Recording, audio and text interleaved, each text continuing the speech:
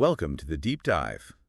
Today we're going to tackle this whole crazy world of entrepreneurial finance. Yeah. We're using these excerpts from entrepreneurialfinanceglossary.pdf Oh, cool. to build your vocabulary, Yeah. and give you the confidence to navigate those tricky startup money conversations. Right. It's like your secret decoder ring for the startup scene. I like that analogy. It's true. This deep dive is going to really equip you to understand Yeah. how startups actually get the funding they need Right. and what that means for their, growth trajectory. Exactly, Over down the years. line. So whether you're prepping for a meeting with investors or brushing up on the industry lingo or Yeah. just, insanely curious about how this all works, Mm-hmm.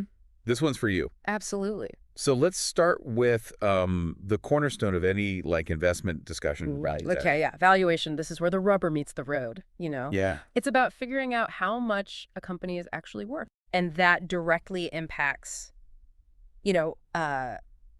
how much ownership an investor gets Mhm. for their money. Okay. I get that it's important. Yeah. But is it always a straightforward process? I feel like things could get complicated pretty quickly. Yeah, you're not wrong about that. Right. There are two key terms we need to unpack here. Okay. Pre-money valuation and post-money valuation. Okay. So pre-money is essentially the value of the company before any new investment comes in. So it's like taking inventory of what the company already has. Yeah. Their assets, their team, their technology, and how much potential they have in the market. That's a good way to put it, yeah. Okay. Then we have post-money valuation, Okay. which is the value after that new investment is added. Right. This is where things can get a little tricky Yeah. because each funding round dilutes the ownership Right. of existing shareholders, Including the founders. including the founders. Yeah, that's right. I see. So it's a balancing act. Founders want to raise capital, but also hold on to, as much of their company as possible. Right. Speaking of valuations, I've heard the term unicorn thrown around a lot. Yeah. What's the real significance of hitting that, billion-dollar valuation? Yes. Is it really as magical as it sounds?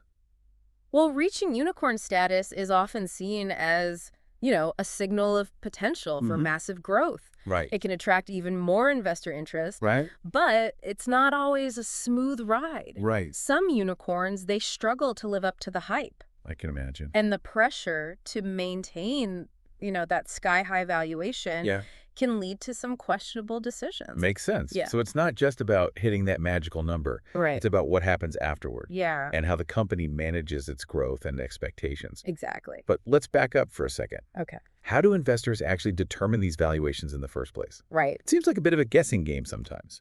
Well, there are actually several methods they use, Okay. each with its own set of assumptions and, complexities. Right. Two of the most common ones Yeah. are the venture capital method and discounted cash flow analysis. Okay. Those sound familiar. Yeah. Can you refresh my memory on how those work? Uh-huh. And more importantly, do they always lead to the same valuation? That's a great question. Yeah.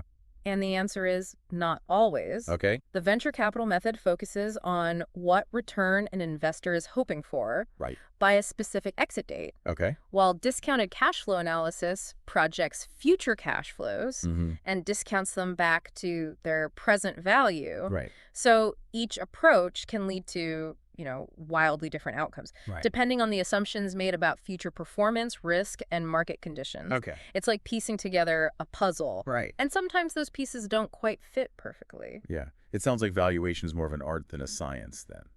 In a way, yeah. So much depends on those assumptions about the future, Yeah. which can be so hard to predict Mm-hmm. in this fast-paced world of startups. It's true. Yeah. It's a mix of quantitative data, market trends, Yeah. and a healthy dose of intuition. And don't forget the negotiation skills Oh, yeah. Of course. of both the entrepreneur and the investor. Absolutely. Right. It dance. No, that makes sense. Yeah. It's not just about crunching numbers. Right. It's about convincing investors that your vision has legs, Mm-hmm. and it's worth betting on. Yeah. Speaking of different stages, how about we walk our listener through the typical journey Okay. Yeah. of venture financing? Sure. I'm curious to learn more about, the various funding rounds. It's like climbing a mountain, Right. with different base camps along the way. Okay. In the very early stages, Yeah. it has seed funding, Yeah. often coming from those daring angel investors. Oh, yes, the angel investors. Those individuals who swoop in with their own capital Right. to give those fledgling startups a chance to, like, spread their wings. That's a great way to put it. But what about bootstrapping? Oh, Isn't yeah. that another option in the early stages? Absolutely. Bootstrapping is all about using your own resources, Yeah. minimizing expenses, Right. and getting creative to fuel your business Mm-hmm. without relying on external funding. Right. It's about proving your concept Okay. and gaining traction Mm. before seeking outside investment. It's like building the foundation of your house Yeah. before asking for help with the roof. That's a good analogy. Yeah. So once a startup has some traction, Right. what comes next? Right. I know you mentioned things like Series A and Series B funding rounds. Exactly. As a startup Mm. grows and hits those, key milestones, Right. they might seek larger investments Yeah. from venture capital firms in these later rounds. Okay. Series A is typically that first institutional round of funding, Right. and then it progresses from there. Right. So ABC. Yeah, A, B, C, and beyond. Each round comes with, its own set of terms, Mm-hmm. valuations, and dilution considerations. And what about accelerators and incubators? Oh, yeah, those are great. I've heard those terms thrown around, Uh-huh. but I'm not quite sure how they fit into the whole picture. Think of them as like boot camps for startups. Okay. They offer mentorship, resources, Yeah. and sometimes even seed funding Okay. to help early stage companies Mm-hmm. refine their business models, build their teams, and prepare for those larger funding rounds. So it's like giving them a crash course Yeah, exactly. in all things startup. That's a good way to put it. So they're like mentors and guides, Yeah. helping startups navigate that, tricky early stage Mhm. and avoid some common pitfalls. Right, like having someone there to guide them Yeah. along the way. Exactly. But even with the best guidance, Right. startups still need to be mindful of their burn rate. Burn rate. Yeah. That's a term I've definitely heard before. Right? And it always sounds a bit scary. Yeah, it can be. It's like that feeling of watching your bank account dwindle Oh, yeah. when you're between jobs. I know that feeling. But why is it so crucial for startups to manage this carefully? Because even with a promising idea Right. and a great team, Mm-hmm. running out of cash can spell disaster. I see. It's all about finding that balance, Yeah. between investing in growth Right. and making sure you have enough runway Uh-huh. to reach profitability or secure the next round of funding. It's a tightrope walk for sure. It is. You need to spend money to make money, Mm-hmm. but you also need to be smart about how you allocate those resources. Yeah, absolutely. Let's shift gears a bit and delve into the world of investment instruments. Okay. What are some of the most common ones that startups and investors work with? Well, you've got your common stock, preferred stock, and convertible notes, each with its own unique characteristics and implications for both sides of the table. Okay. I'm going to need a refresher on these. Okay, sure. Common stock is what most people think of when they hear stocks. Yeah, It represents ownership in a company, right? that's right. And usually comes with voting rights. Usually, yeah. Then you have preferred stock, Mm-hmm. which comes with some extra perks, It does, yeah. compared to common stock. Right.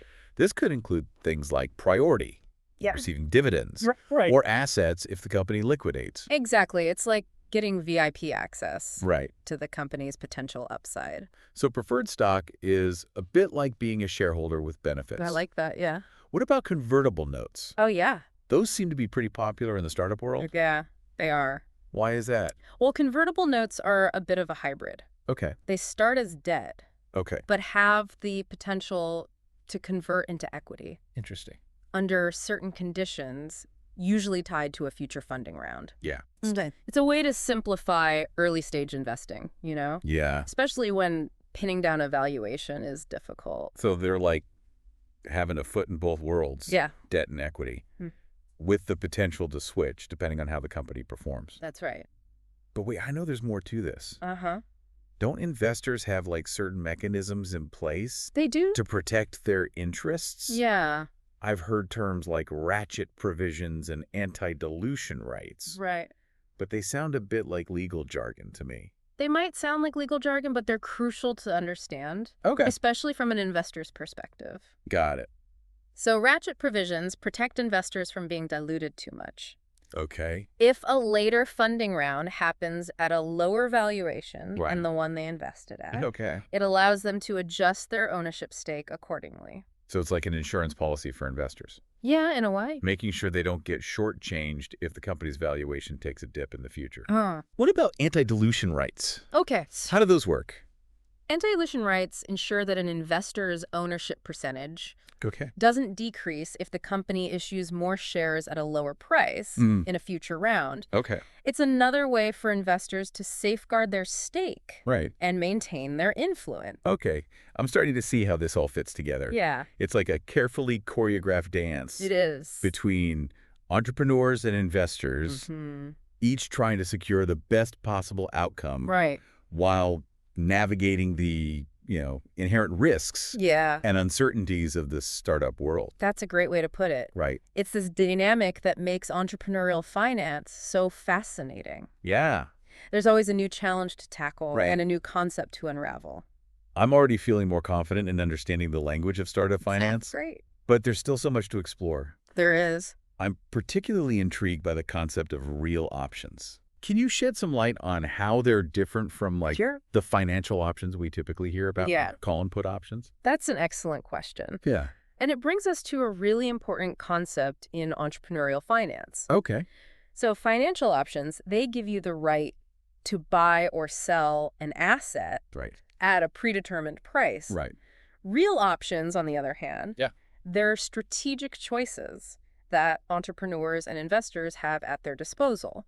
Interesting. They provide flexibility Okay. and can influence the trajectory of a venture. This sounds intriguing. Can you give me some concrete examples of these strategic choices? Yeah, so we're talking about things like Yeah. the option to abandon a project if early market tests aren't promising, Okay. the option to expand operations rapidly if demand surges, Right. or even the option to simply wait and see how the market develops Mhm. before making like a major commitment. So it's like having multiple paths laid out before you, each with its own set of risks and potential rewards. Exactly. And real options allow you to kind of pivot and adjust your course Yeah, based on how things unfold. that's the idea. Right. It's recognizing that in the, unpredictable world of startups, Yeah. flexibility is key.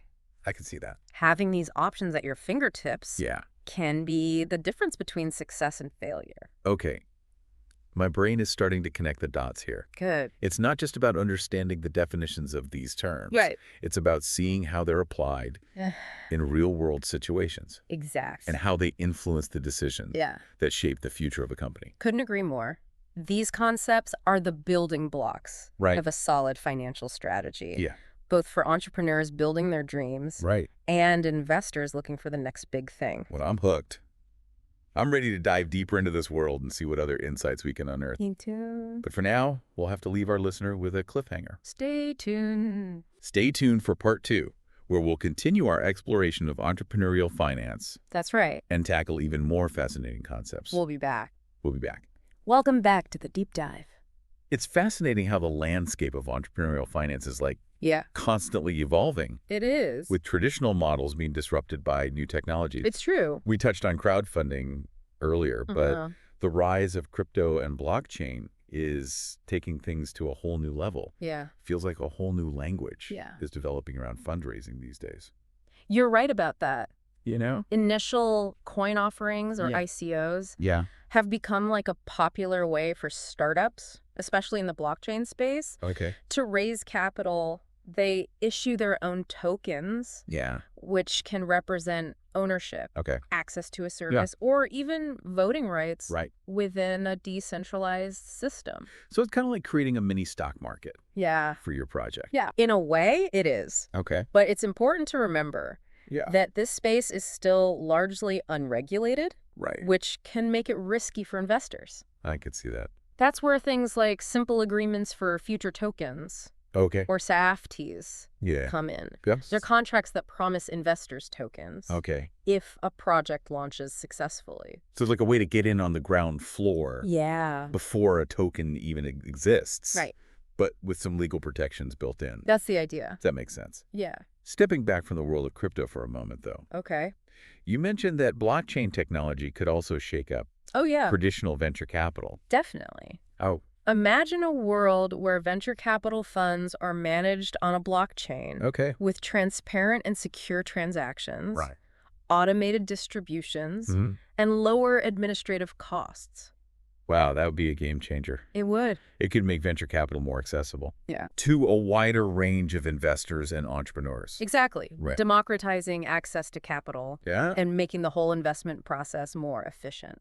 But let's bring it back to the fundamentals for a moment. Okay. We talked about different valuation methods, Right. but how does all of this actually play out Yeah, in the negotiation between entrepreneurs and investors? that's a great question. Yeah. After all, it is a negotiation, Right. and both sides are trying to strike the best possible deal, Of course. right? Founders want to secure as much funding as they can Yeah. while retaining control, Right. and investors want to maximize their return Right. while minimizing risk. It sounds like a delicate dance. It is, you hit the nail on the head. Yeah. That's where those terms we discussed earlier, Right. pre-money and post-money valuation, come into play. Okay. So let's say an investor puts in $1 million Okay. for a 10% stake in a company. Mm-hmm. That implies a post-money valuation of $10 million and a pre-money valuation of $9 million. Okay, so that pre-money valuation reflects the company's worth Yeah, before the new investment is added. exactly. But isn't valuation somewhat subjective? It can be, yeah. You know, how much is hard data Yeah. and how much is just gut feeling?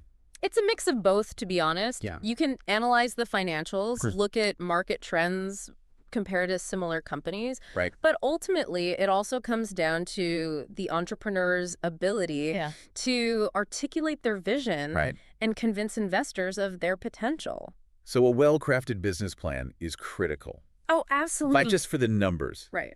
but for painting that compelling picture Yeah. of the future. It's like pitching a story Okay, as well, much as a financial model. Now, there's one word that I know makes many entrepreneurs nervous.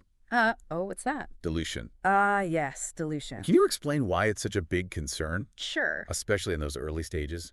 Well, dilution happens every time a company raises capital. Okay. New shares are issued, Right. which reduces the ownership percentage Okay. of existing shareholders, Including the founders. including the founders, exactly. Right. It's about finding the right balance, Yeah. between fueling growth Right. and maintaining control. So raising too much money too early could backfire, It could. giving away too much of the company Right. before it's really proven itself. Exactly. Right. That's where the concept of staging comes in. Okay. It's about breaking funding down into smaller rounds, Right. tied to specific milestones. Okay. This allows entrepreneurs to retain more control, Right. demonstrate progress, Mm-hmm. and justify higher valuations in later rounds. So it's a more strategic approach to fundraising, It is. aligning each round with specific goals and achievements. Right. Investors benefit too, They do. because they can see the company's progress Yeah. before committing more capital. It's a win-win for both sides. Right. But let's not forget about the end game, Oh, yeah. exit strategies. Right. After all, investors want to know how they're going to get their money back Yeah. and hopefully make a nice profit. Speaking of profits, Yeah. I know that acquisitions and IPOs are the two most common exit strategies. They are. Can you break those down for a listener? Sure. What are the key differences? Okay. And what are some of the factors that drive those decisions? An acquisition is when a larger company buys the startup outright. Okay. This can be a great outcome for both the founders and the investors, Right. but it also means the startup loses its independence. Right. An IPO, on the other hand, Yeah. is when a company goes public Okay. and sells shares on the stock market, Mm-hmm. allowing early investors to cash out Yeah. and hopefully make a handsome return. Going public is a major milestone It is. for any company. Yeah. But it also comes with a lot more scrutiny It does. and regulatory requirements. It's not a decision to be taken lightly. You're absolutely right. Right. It's a complex process with a lot of moving parts. Yeah. But sometimes things don't go according to plan, Right. and startups have to make tough choices. Of course. Restructuring might become necessary Yay. to get back on track. Restructuring. That sounds a bit ominous. It can be, yeah. What exactly does it involve? And when might a startup consider this option? Financial restructuring can involve changing the terms of existing debt, Okay. renegotiating loan terms, Mhm. extending maturities, Right. or even converting debt into equity. Okay. It's often a sign that a company is facing financial challenges, Right. but it can also be a strategic move Great. to improve their financial health. So it's not always a negative thing. Not necessarily, no. It's about finding creative solutions Right. to navigate difficult times Mm-hmm. and emerge stronger on the other side. Exactly. Right. And in some cases, restructuring might even involve a prepackaged bankruptcy. Prepackaged bankruptcy. That sounds intense. It can be. Is that like hitting the reset button on the company? It's a process where a company develops a restructuring plan Okay. before filing for bankruptcy. Okay. Usually with the approval of its creditors. Okay. This allows for a faster and smoother resolution, Right. minimizing disruptions to operations. I think of it as a controlled descent Yeah. rather than a free fall. So it's a way to reorganize Yeah. and potentially come back stronger Right. without completely going under. Exactly. That's fascinating. It is. But it's also a reminder that Yeah, the world of entrepreneurial finance isn't all sunshine and roses. that's true. There are risks, challenges, and tough decisions Yeah. to be made along the way. That's the nature of the beast. Yeah. But those challenges are often what make this field so dynamic and rewarding. Both entrepreneurs and investors are constantly learning and adapting Yeah. to the ever-changing landscape. And that's what makes our deep dive so engaging. I agree. We're peeling back the layers of this complex world Yeah. and revealing the inner workings of startup finance. Right. I'm eager to see what other insights we can uncover as we continue our exploration. Me too. But for now, Yeah. we'll have to leave our listener craving more. Stay tuned. Stay tuned for the final part of our deep dive, That's right. where we'll explore some of the less talked about aspects Yeah, the hidden gems. of entrepreneurial finance. Welcome back to the deep dive. We're in the final stretch now. For the final leg of our journey into entrepreneurial finance. Right. We've covered a lot of ground, but We have. there are still a few hidden gems to unearth, I think, I think so too. before we wrap up this deep dive. Absolutely. that? I wanted to touch on something that often gets overlooked. Okay. Financial ratios. Oh, yeah. Ratios, I vaguely remember those terms. Like profitability ratios, Yeah. liquidity ratios, Yeah. leverage ratios Those good ones. from my finance classes. Right. But to be honest, they always seemed a bit Yeah. dry and theoretical to me. I get that. How do they actually play into the world of startups? They're more than just abstract numbers. Right. They're like vital signs for a business. Okay. They offer insights into its financial health, Right. efficiency, and growth potential. Mhm. Investors pay close attention to these ratios Okay. to assess the risks and rewards of an investment. Okay. I'm starting to see how they're relevant. Yeah. So, for example, like a high profitability ratio, yeah. like a high gross profit margin, Yeah, is a good sign it is. because it means the company is making a healthy profit on its sales. Exactly. Right. And a strong liquidity ratio, Okay. such as a high current ratio, Mm, suggests that a company can easily meet yeah. its short-term financial obligations. Right. It's a measure of their financial stability. Okay. And then those leverage ratios you mentioned. Yeah, like the debt to equity ratio. Right, things like that. Those tell us how much debt a company is using Yeah, to finance its assets, right? that's right. Okay. And too much debt can be a red flag, Yeah. especially for early-stage ventures. I can imagine. Investors want to see a company with a healthy balance sheet Right. and a sustainable approach to financing its growth. So it's about finding that sweet spot between using debt strategically to fuel growth Yeah, without taking on too much risk. exactly. But I know that numbers don't tell the whole story. That's true. There are also those intangible factors Yeah, that can make or break a startup. absolutely. The strength of the management team, Right. the uniqueness of their product or service, Mhm. their ability to adapt to market changes. Right. These are all critical factors that can't always be captured Right. in a spreadsheet. It's the human element, Yeah, the passion, the vision. the resilience of the entrepreneurs Yeah, that often make the difference between a Mhm. good idea on paper. and a thriving business Exactly. in the real world. Investors look for those qualities Yeah. that indicate a team is in it for the long haul Right.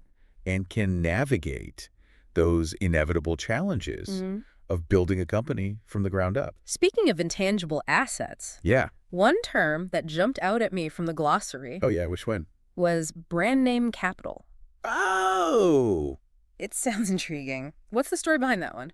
So brand name capital is all about the value a company builds in its brand, Okay. its reputation, its customer loyalty. Okay. Think of companies like Apple or Nike. Right. Their brands are worth billions. Yeah. And that's a huge asset.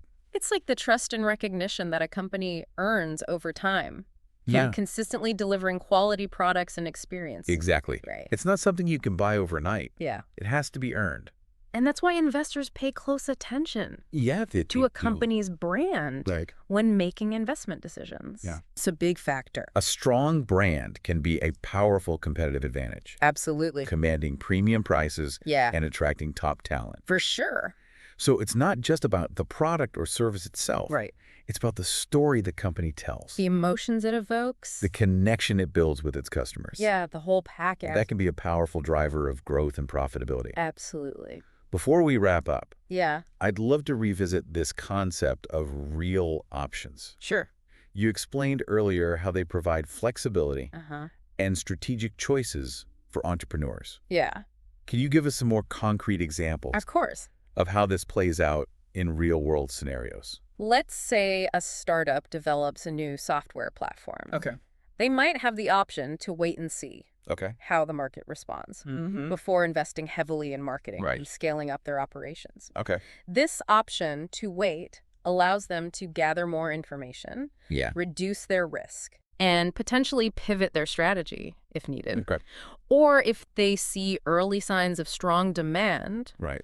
they could exercise their option to expand aggressively, Okay. investing in growth, Right. capture market share Yeah. before competitors emerge. Okay. And if the platform fails to gain traction, Yeah. they always have the option to abandon the project Right. and reallocate their resources So- to something more promising. So it's about having those choices, those strategic levers Yeah. to adapt to a dynamic market Exactly. and maximize their chances of success. It's like having a roadmap with multiple routes, Yeah. each with its own potential detours and scenic overlooks. Then real options thinking helps you choose the best path Yeah. based on that ever-changing landscape. It's a powerful framework for making decisions under uncertainty, Yeah. not just for startups, Right. but for established businesses as well. Wow, this deep dive has been an incredible journey. It We've has. gone from basic definitions to exploring these complex concepts like valuation, Right. financing stages, Mhm. investment instruments, Yeah. real options, Legal considerations. even the power of brand name capital. all the good stuff. Who knew entrepreneurial finance could be so fascinating?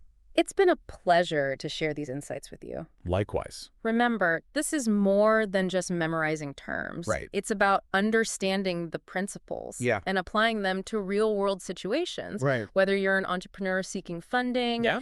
an investor evaluating opportunities, or simply someone with a curious mind. Right. We hope this deep dive has equipped you Yeah. to navigate this dynamic world of startup finance. We've given you the tools and the vocabulary Right. to decode the language of startups Mhm. and gain a deeper understanding of the forces Yeah, that drive innovation and growth. absolutely. Now it's your turn to keep exploring. Keep learning. Keep learning and keep asking those insightful questions. The world of startups is constantly evolving. It is. So stay curious, stay engaged, Yeah. and who knows, maybe you'll be the one pitching the next Yeah. billion-dollar idea. Until next time, Yeah. keep diving deep.